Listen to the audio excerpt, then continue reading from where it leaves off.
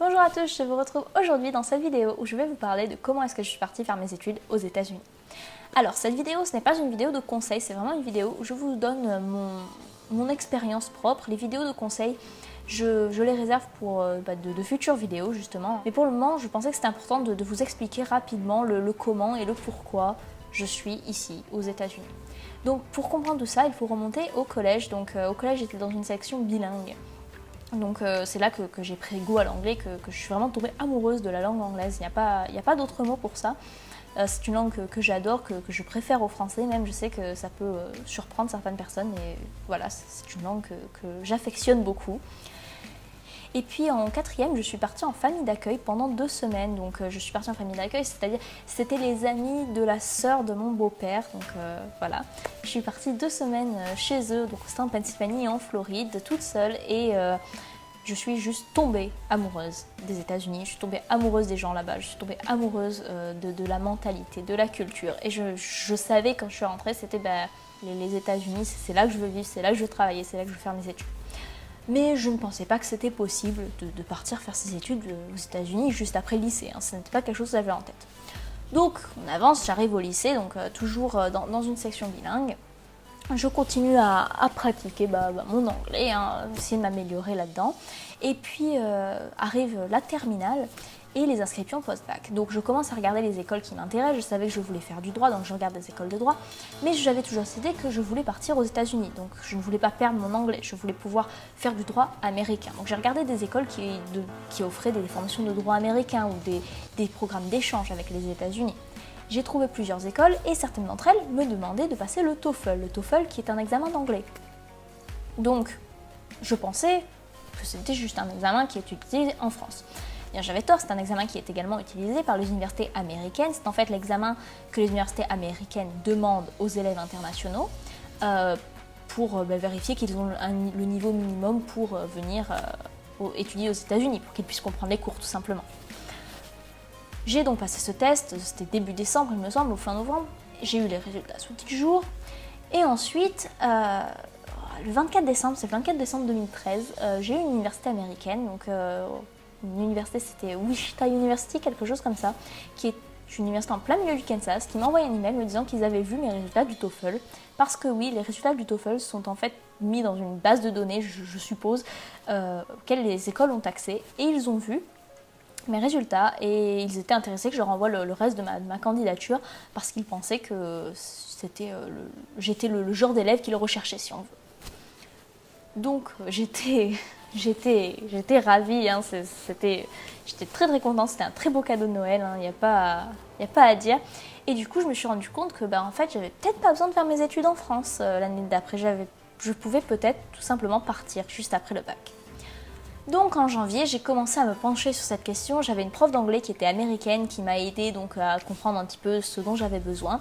J'ai commencé à rechercher des écoles qui offraient des programmes en justice criminelle puisque le droit n'est pas offert au niveau licence si on veut, ça ne commence qu'au master, il faut déjà avoir une licence. Je donc chercher des écoles qui ont en justice criminelle et des écoles qui ne demandaient pas le SAT ou le ACT. Ce sont des examens que les élèves américains passent normalement. Certaines écoles le demandent pour les élèves internationaux, d'autres ne le demandent pas. Et vu qu'il était bien trop tard pour moi pour le passer, je me suis dit, eh bien ce n'est pas grave, je vais chercher juste les écoles qui ne le demandent pas. J'ai regardé les écoles, j'en ai trouvé une dizaine, j'ai monté les dossiers, dont je vous parlerai plus dans une autre vidéo, mais j'ai monté les dossiers, je les ai envoyés, et donc sûrement vers mi-février, fin février, quelque chose comme ça. Et ensuite j'ai attendu les réponses. Donc les réponses sont arrivées, les réponses donc viennent en même temps avec les offres de bourse. On vous dit si vous êtes accepté, et nous vous donnons une bourse de temps. Donc très bien, donc j'ai été acceptée dans certaines, refusée dans certaines, acceptée avec bourse, acceptée sans bourse, mise sur liste d'attente. Donc nous ne pouvons pas attendre pour les réponses de liste d'attente parce que certaines listes d'attente vont jusqu'à juin-juillet et que j'avais besoin quand même de faire un visa et que le visa ça prend pas mal de temps à faire. J'ai regardé sur les écoles qui m'avaient acceptée, celles qui avaient le profil qui m'intéressait le plus et aussi qui offrait de la plus grosse bourse. On va pas se mentir, c'est quand même quelque chose qui est très important, qu'on prend vraiment en compte. Donc j'ai choisi une école qui s'appelait Lycoming College et donc ils se décrivent comme une Small Liberal Art College, donc c'est une petite université, donc c'est pas les grandes universités comme on voit dans les films. rien à voir, c'est au plein milieu de la Pennsylvanie, mais je pense que c'était ce qui me correspondait le mieux parce que sauter dans une université comme là où je suis aujourd'hui, où il y a 60 000 élèves, venant d'un lycée où nous étions une seule classe de terminale S de 30, je me suis dit, on va peut-être pas pousser, il y a déjà beaucoup de choses qui vont changer dans ma vie, on va faire un petit pas dans une école de taille moyenne plutôt que d'aller directement dans les grandes écoles, et je suis très contente d'avoir fait ce choix. Donc à partir de là, j'ai dû commencer à faire tout ce qui est les procédures de visa, une fois accepté bien entendu, et une fois avoir confirmé avec eux. Donc m'occuper du l'I-20, du DS-140, de tous les papiers qui sont nécessaires pour avoir le visa. Et je me suis occupée de ça, donc ça a pris plusieurs mois, hein, au moment où j'ai accepté l'offre de l'e-coming, donc c'était fin mars, quelque chose comme ça. Et j'ai eu mon entretien avec l'ambassade américaine début juin. Donc fin mars, début juin, oui, ça avait à peu près 2 mois de boulot sur le visa. En même temps, il faut savoir que je faisais quand même mes inscriptions à APB à côté, au cas où mon visa était refusé. Et bien entendu, je révisais le bac. Hein. C'était nécessaire, même si j'avais mon visa, même si j'avais été acceptée dans l'école, le fait que je puisse aller aux États-Unis restait conditionnel sur le fait que j'ai mon bac.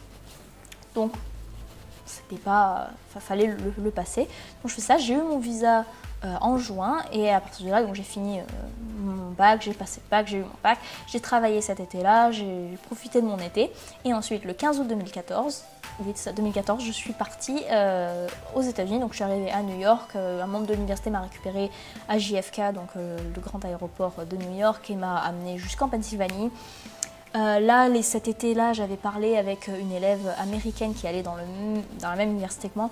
Et du coup, on a décidé d'être en coloc ensemble. Donc, on pouvait demander à ce que l'université nous mette ensemble dans les chambres universitaires. Donc, on était dans la même chambre, on a partagé une chambre. Et puis ensuite, les cours, hein, tout simplement. Les cours, s'adapter à la vie là-bas. Mais tout ça, je pense que c'est quelque chose qu'il faut que je vous parle à part. Autrement, cette vidéo va durer beaucoup trop longtemps. Mais voilà, j'ai passé mes 4 ans. Donc, après 2 ans environ, j'ai appris que je pouvais rajouter un autre major, donc une autre spécialisation si on veut. Donc à ce moment-là, j'avais juste une spécialisation, une major in criminal justice, donc justice criminelle, et donc j'ai rajouté une major in en psychologie. Et ensuite, en mai 2018, donc juste là, il n'y a pas très longtemps, j'ai eu ma graduation ceremony, donc c'est la remise des diplômes avec le cap and gown, la petite blouse noire, le petit chapeau carré, là, tout ça. Donc c'était super hein, à vivre. Je pense que c'était une sacrée expérience. Je pense que quand on aime la culture américaine, c'est quelque chose qui fait chaud au cœur de pouvoir le faire. Et donc à partir de là, entre-temps, donc ma dernière année, j'avais fait des demandes pour trouver une école de droit, donc ce qui s'appelle les law school. C'est un petit peu bizarre parce que je sais qu'en France ça commence au niveau de la licence, mais là c'est juste 3 ans, c'est 3 ans pour avoir un Juris Doctor. Et le Juris Doctor, je pense que c'est l'équivalent plus ou moins d'un master en droit. C'est également l'école qui vous forme à passer le barreau, donc le barreau, l'examen de droit que vous êtes obligé de passer et de réussir si vous voulez être un avocat. Donc ça c'est 3 ans, donc là je suis... écoutez, c'est tout simple, il me reste une semaine de cours, à l'heure où je filme du moins. Une semaine de cours, 2 semaines d'examen, et ensuite j'ai fini mon premier semestre en école de droit. Donc là, j'avais dû refaire mon visa, tout ça, donc j'ai un nouveau visa étudiant pour cette école-là. Et donc je suis en Illinois, où j'ai déménagé ici fin août. Voilà, ça fait 3-4 mois que je suis ici maintenant.